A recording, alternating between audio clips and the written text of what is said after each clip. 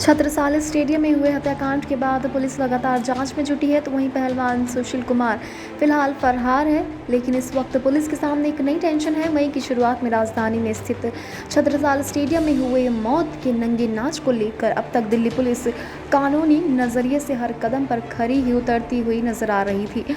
भले ही पुलिस के शुरुआती दौर की पड़ताल के चलते क्यों न उसकी कथित लापरवाही का खामियाजा दिल्ली पुलिस अभी तक भुगतने को मजबूर हो। हत्याकांड में वांछित जो ओलंपियन पहलवान सुशील कुमार दिल्ली पुलिस को घटना के तुरंत बाद आसानी से हाथ लग सकते थे, वहीं दिल्ली पुलिस अब सुशील कुमार की झलक पाने को यूपी, हरियाणा और दिल्ली में धक्के खाने को मजबूर है। पुलिस को कानूनी नजरिए से देखा जाए तो कोर्ट ने हर जगह अब तक इस मामले में राहत दी है। पुलिस को मिली इस राहत से हालांकि फरार सुशील पहलवान और हत्याकांड में शामिल बाकी बदमाश हलकान हुए पड़े हैं। दूसरी ओर भले ही अदालतों से या फिर तमाम कानूनी पायदानों पर अब तक दिल्ली पुलिस की सफलता मिलती रही हो, मगर जब से कोर्ट ने सुशील की अग्रिम जमानत की अर्जी खारिज की है, तभी से पैदा हुई एक और नई मुसीबत ने दिल्ली पुलिस की नींद उड़ा दी है। जी हाँ, आपको बता दें कि घटना के बाद सुशील बेफिक्र होकर इधर उधर भटकते रहे थे। उन्हें उम्मीद थी कि हत्याकांड में मरने वाला पहलवान सागर जनखड़ तो मर गया, सागर के घायल साथ ही सुशील कुमार और बाकी गुंडों के खिलाफ इस कत्ल से भयभीत होकर मुंह नहीं खोलेंगे।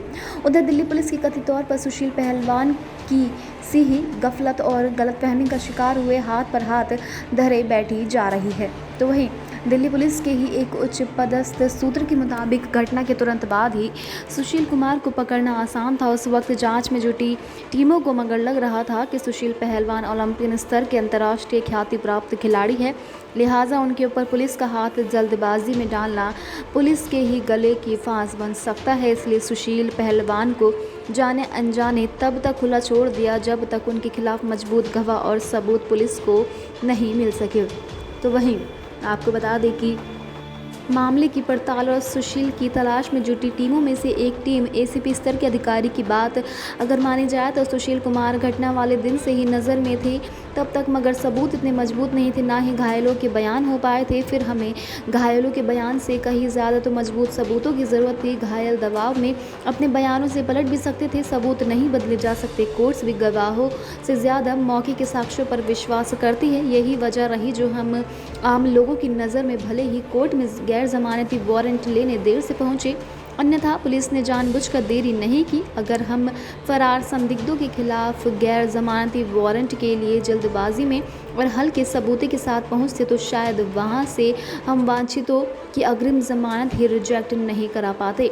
मामले में अब तक की जांच में पूर्णतः संतुष्ट नजर आ रहे एडिशनल पुलिस कमिश्नर स्तर के अधिकारी की माने तो सुशील कुमार या उनके फरार साथी आज नहीं तो कल उनका मिलना तय है। ज़रूरी थी आरोपियों की कोर्ट से अग्रिम जमानत की अर्जी खारिज कराना।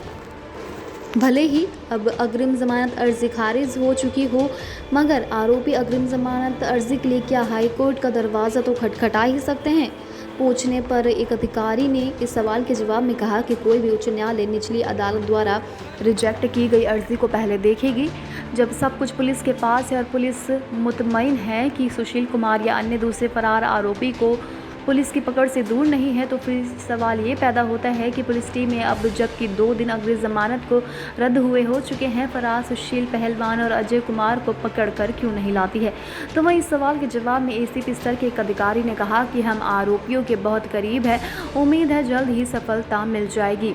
हम तो खुद ही चाहते हैं कि दोनों आरोपी या उनके अन्य फरार साथी कोर्ट में सरेंडर ना कर पाए।